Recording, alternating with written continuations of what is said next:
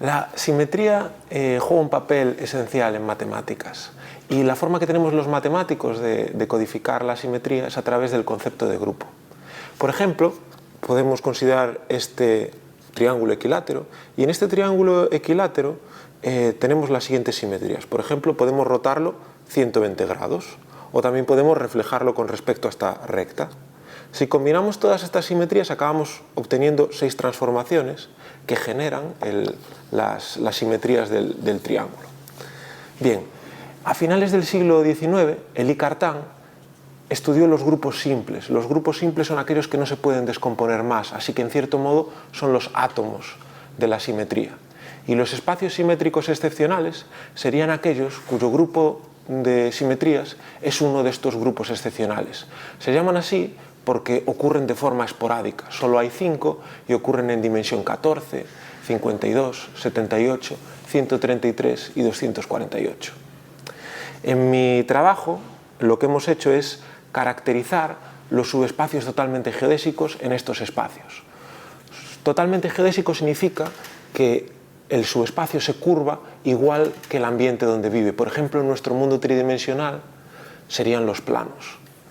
Y lo que hemos hecho es clasificar las subvariedades totalmente geodésicas o los subespacios totalmente geodésicos en estos espacios simétricos excepcionales, es decir, probar cómo son todos y ver que no hay ninguno más.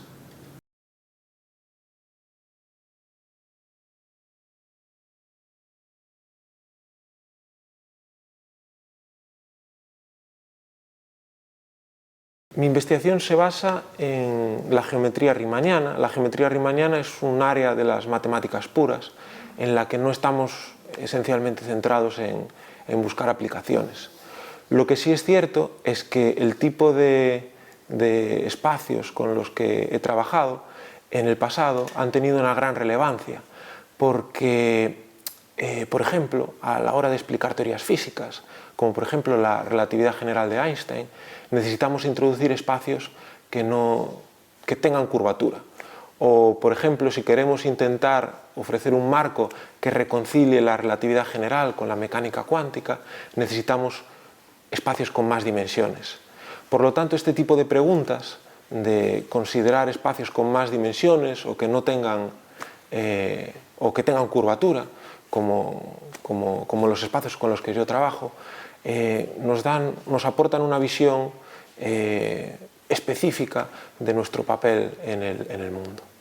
El área en la que yo trabajo está muy interconectada con otras áreas de la matemática pura. Entonces, por ejemplo, cuando nosotros demostramos algo o conseguimos probar algún teorema en nuestra área, en geometría, a veces esto se puede reflejar en otras áreas como el álgebra o como el análisis o como la topología. Y luego, por supuesto, todo esto que he comentado acerca de la física, o sea, las matemáticas siempre han jugado un papel muy determinante para el avance de la física.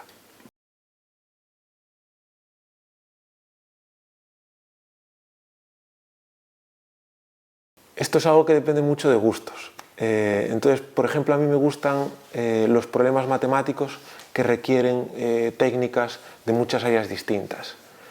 Un problema que a mí me interesa bastante es analizar la relación entre curvatura positiva y topología. La topología es la parte de las matemáticas que estudia las propiedades de los objetos al deformarlos, pero sin romperlos. Y curvatura positiva es, por ejemplo, en una superficie. La curvatura positiva se manifiesta, por ejemplo, en el hecho de que en una superficie, si consideramos los caminos más cortos que salen de un punto, estos se vuelvan a cerrar, como en el caso de una esfera, que cuando consideramos caminos que salen del polo norte, se cierran en el polo sur. Lo que ocurre es que sabemos, por ejemplo, que si consideramos superficies que tengan una determinada topología, como por ejemplo que tengan agujeros, como el caso de una rosquilla, no las podemos deformar para que admitan curvatura positiva. Y esto lo sabemos hacer bien en dimensión 2 y 3. Lo conocemos bien en dimensión 2 y 3, pero en dimensiones superiores no. Hay grandes problemas abiertos, como por ejemplo la conjetura de Hopf.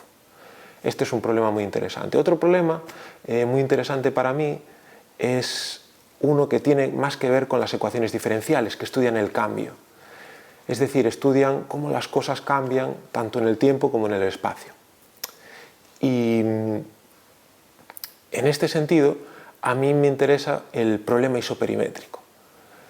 Bueno, resulta que el motivo por el cual las pompas de jabón son redondas en nuestro mundo es porque son la superficie cerrada que para un volumen fijado tienen la menor área, minimizan el área y por lo tanto también minimizan la energía, y la naturaleza normalmente tiende a minimizar la energía de los sistemas físicos.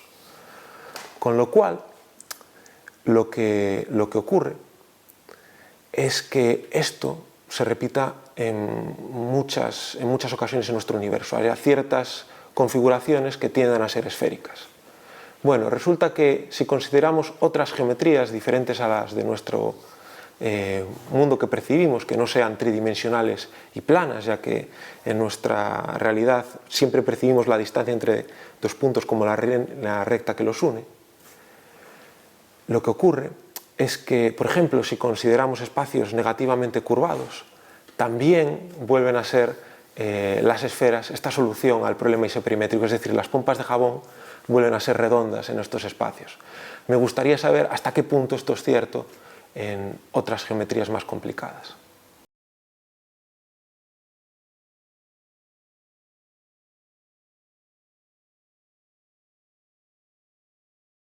Bueno, pues yo pienso que empecé a sentir interés por las matemáticas en la educación secundaria.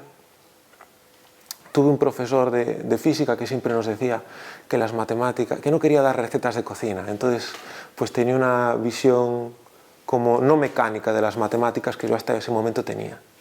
Y luego tuve otro profesor en bachillerato que era matemático y que nos hizo ver la profundidad de las matemáticas, es decir, que había nuevas preguntas que uno se podía hacer, que las matemáticas no eran algo estanco que estuviera cerrado. Y luego posteriormente esto me llevó a empezar la carrera de matemáticas. Hice un trabajo de fin de grado sobre geometría con José Carlos Díaz Ramos y posteriormente también hice la tesis el trabajo de fin de máster y la tesis doctoral con José Carlos Díaz Ramos y Miguel Domínguez Vázquez, a los que les debo pues gran parte de mi carrera y el hecho de que me introdujeran a este fantástico mundo de la geometría diferencial.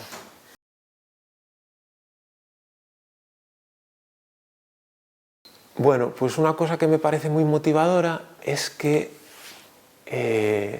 estás tratando con problemas que la gente ha intentado resolver y cuando lo consigues esto te da una sensación muy positiva. El hecho de estar trabajando durante meses en algo y finalmente ser capaz de resolverlo es una sensación que considero muy agradable.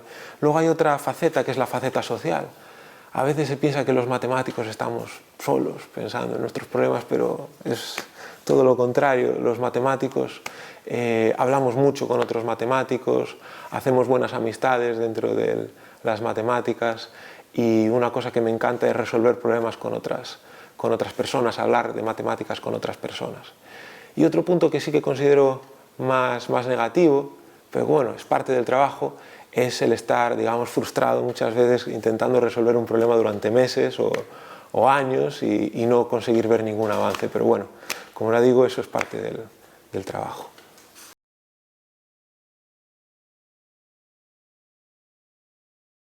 A menudo yo creo que se piensa que para tener éxito en matemáticas necesitas ser un genio, que se te den muy bien las matemáticas, pero yo creo que hay una componente mucho más grande de trabajo duro. Hay una anécdota de Euclides con un rey egipcio, que el rey egipcio le preguntaba si no había un camino más fácil para aprender geometría. Y Euclides le decía, no hay camino real para la geometría, ¿no? Y esto lo que ilustra es que es complicado aprender matemáticas y hacer cosas en matemáticas, con lo cual requiere mucho trabajo. Y para que este trabajo resulte agradable tienes que tener mucha curiosidad y te tienen que gustar mucho las matemáticas. La curiosidad también es otra cosa muy importante porque el hecho de hacerse preguntas constantemente pues te lleva de un sitio a otro, te lleva a considerar otros problemas, te lleva a considerar otras formas de atacarlos. Y luego otra cosa que me parece muy importante es como era mencionado anteriormente, hablar con otra gente, hablar con otros matemáticos que te pueden llevar a ponerte directamente en el lugar adecuado para resolver tus problemas, porque actualmente vivimos en un momento en el que hay una sobredosis de información. Es muy difícil filtrar qué es lo importante de lo que no es tan importante, y hablando con un matemático en una pizarra, pues muchas veces puedes llegar al momento o al punto adecuado para resolver los problemas. Y esto es algo que es muy difícil de hacer online.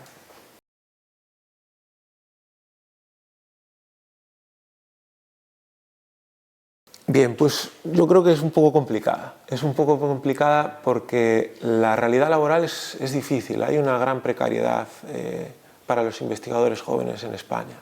Y luego hay otro punto, que es que en España hay una gran cultura del publish or perish. Esto que quiere decir que publica o perece.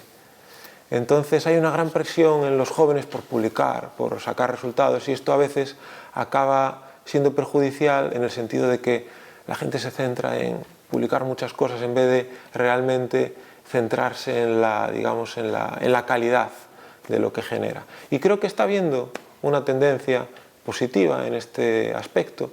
Creo que sobre todo desde las administraciones a nivel estatal cada vez se está valorando más la calidad en vez de la cantidad.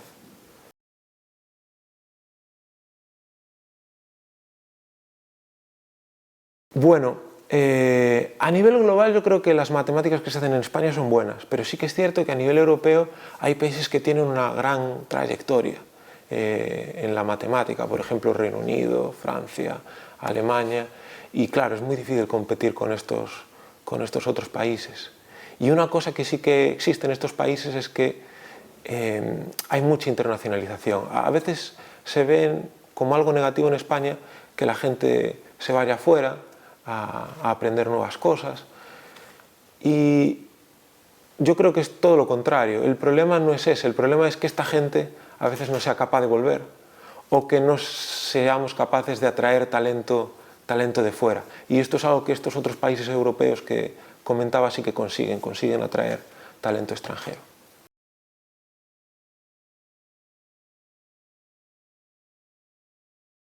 Hay una cosa que es obvia, que es que las matemáticas juegan un papel esencial en la tecnología y también, digamos, en el soporte teórico de otras ciencias.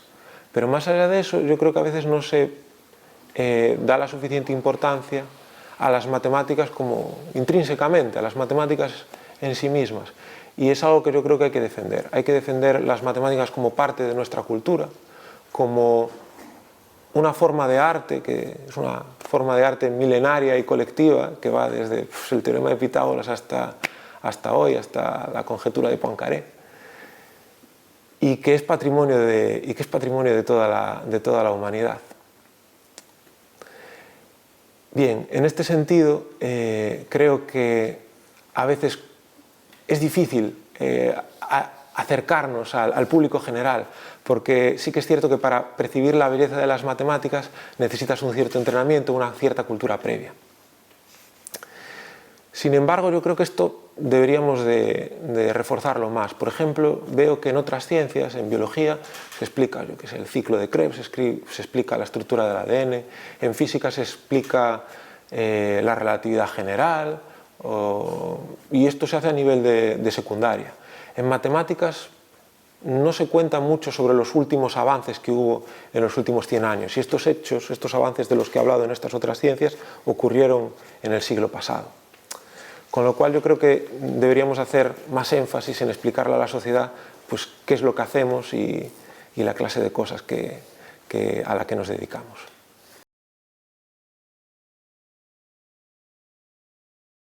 Me produce una gran alegría recibirlo y además es un gran reconocimiento a la labor que venimos haciendo últimamente en el grupo de geometría diferencial de Santiago de Compostela, y además creo que prueba que se pueden hacer matemáticas de un nivel alto en Galicia.